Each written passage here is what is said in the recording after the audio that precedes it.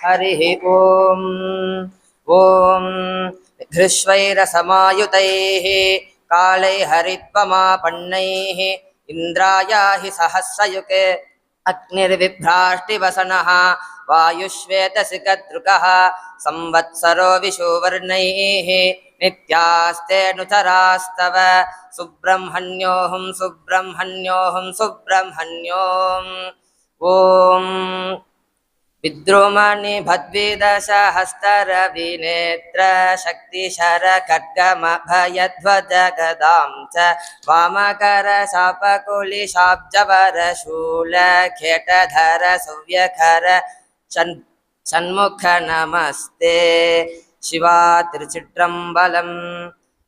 ஆடும் பரிவேலனி சேவலன பாடும் பணியே பணியாய் அருள்வாய் தேடும் கயமாமுகனை செருவில் சாடும் தனியானை சகோதரனே சிவா திருச்சிற்றம்பலம். எல்லாம் வல்ல பார்வதியுடனாய பரமேஸ்வரின் தனிப்பெரும் கருணையினாலேயே சுப்பிரமணிய தியானார்த்தகா, அதாவது முருகப்பெருமானின் தியானார்த்த சொரூபத்தை வடிவமாக அவர் எப்படி என்றால் இருக்கின்றாரோ அதை பற்றி சில விஷயங்களை பகிர்ந்து கொள்ள விரும்புகிறேன். அதற்கு முன்பாக தியானம் என்றால் என்னவென்று பார்ப்போம். கருணை கடலாகிய பரமேஸ்வரன் இந்த உலகம் மொய்யும் பொருட்டு வேதங்களையும் ஆகமங்களையும் அனுகரித்து வேதாகமங்களின் வழியாக அறத்தை அளித்து அறத்தின் வாயிலாக ஆலய வழிபாடு போன்ற அறச்செயல்களினாலேயே அனைத்து ஜீவாத்மாக்களுக்கும் முத்தியை அருளுகின்றார். ஹோம வழிபாடு என்று வரும்போது வேதங்களும் ஆகமங்களும் பற்பல வழிபாடு முறைகளை கூறுகின்றன. பூஜையில் தியானம் என்று முக்கிய ரூபமாகும். அதில் தியானமின்றி பூஜை முழுமை அடைவதில்லை. ஆகமங்களில் தியானித்த பின்பு ஆவாகனம் செய்து அனுசரித்துமாறு கூறுகின்றன. தேவர்களுக்கே உரிய மரபு சார்ந்து பொது இலக்கணங்களை தவிர்த்து வேறுபடக்கூடிய செய்திகளை மட்டும் நாலடி செய்யுளில் ஸ்லோக வடிவாகும். அவற்றில் அவ்வாறு தியான ஸ்லோகங்கள் பல உள்ளன. அவற்றிலே சுப்பிரமணியருக்கான தியானங்கள் உள்ளன. சிலவற்றின் பொருள் பற்றி சிந்திப்போம். அதில் முதல் தியானமாக சக்திதர சுவாமி தியானம்.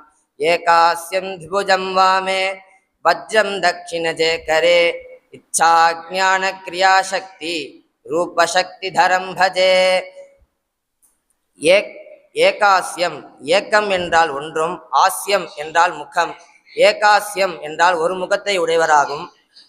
திபுஜம் என்றால் இரண்டு கைகள் உடையவராகவும், வாமே வஜ்ரம் அவரது இடது கையில் வஜ்ராயத்தை ஏந்துவராகவும், தட்சிண ஜேக்கரே இச்சா ஞான கிரியாசக்தி ரூபம் அவரது வலது கையில் கிரியாசக்தி ஞானசக்தி இச்சாசக்தி என்கிற மூன்று சக்தி வடிவமாகவும், சக்தி தரம் சக்தி ஆயுதம் ஏந்துவராகவும் பஜே அப்படிப்பட்டவரை நாம் வணங்குகிறோம். இரண்டாவது தியானமாக ஸ்கந்தசுவாமி தியானம். கல்பத்ருமம் பிரணமதாம் கமலாருணாபம் ஸ்கந்தம் புஜத்வயமநாமயமேகவக்திரம் காத்யாயனி சுதமஹம் கட்டிபத்தவாமம் கௌபீன தண்டதர தட்சிண ஹஸ்தமீரே. கமலாருணாபம் செந்தாமரை மலை போன்ற சிவந்த நிறமேனி ஒளி பொருந்தியவராகவும், ஏக்கவக்தம் ஒரு முகத்தை உடையவராகவும், புஜத்வயம் இரு கைகளுடையவராகவும், கட்டிபத்தவாமம் கௌபீன தண்டதரம். கட்டிபத்தவாமம் என்றால் தனது இடுப்பில் கை வைத்துள்ளவராகவும், கௌபீனம் என்றால் கோவணம் உடித்துள்ளவரும், தண்டதரம் தட்சிண ஹஸ்தம் என்றால் அவரது வலது கையில் தடியை ஏந்தியவராகவும், அனாமயம் மாசற்ற ஞான பண்டிதராகவும், காத்யாயனி சுத்தம் காத்யாயனி என்கிற பார்வதி தேவியின் புதல்வராகவும், பிரணமதாம் அவர் பக்தர்கள் வணங்கும் தனது அடியார்களுக்கு கல்பத்ருவம் பார்க்கடலில் உதித்த தேவலோகத்தில் உள்ள வரம் தரும் தெய்வீக மரம் என்கிற கற்பக விருட்சம் போன்றவரமான ஸ்கந்தசுவாமியை அகம் சரணடைந்தவனாகிய நான் இஹே வணங்குகிறேன். மூன்றாவது தியானமாக சேனாபதி சுவாமி தியானம். நௌமியாதித்ய பிரதீப்தம் த்விதஷநயனம் சண்முகம் மந்தஹாசம் வாமாங்கே சுஸ்திதாயாः சரசிருஹாதிதாலிங்கிதாயாः பிரியாயாः உத்துங்கோருஸ்தனாக்ரே விஹித கரதலம் பீதிகேட்டஞ்ச சூலம் ஹ்ராதின்யுத்தீப்த சக்திஸ்வசன கணகதா குக்குடாப்ஜேஷு ஹஸ்தம்.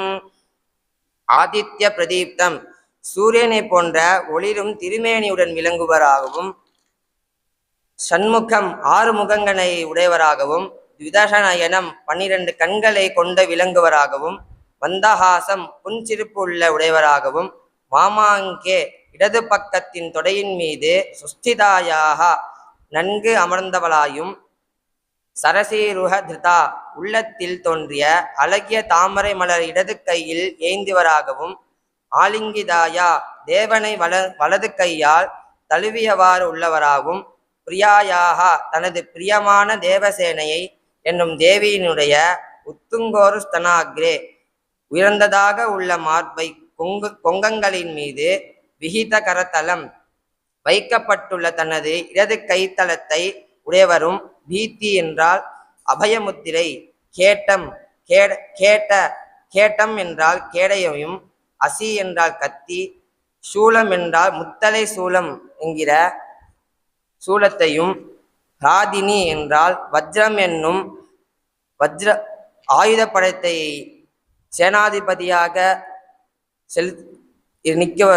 இருந்து வரவும், உத்தீப்த சக்தி ஒளி வீசுகின்ற சக்தி என்னும் ஆயுத விசேஷத்தையும், கனகதா மலையின் கணம் போர்த்திய கதை என்னும் ஆயுதத்தையும், குக்குட தனக்கு விருப்பமான கொண்டையுள்ள சேவலை ஏந்தியும், அப்ஜ தாமரை மலர், இஷு என்றால் அம்பு கணை ஆகியவற்றையுடைய, அஸ்தம் 12 கைகளுடையவரமான தேவசேனாபதியான சண்முகனை நௌமி வணங்குகிறேன்.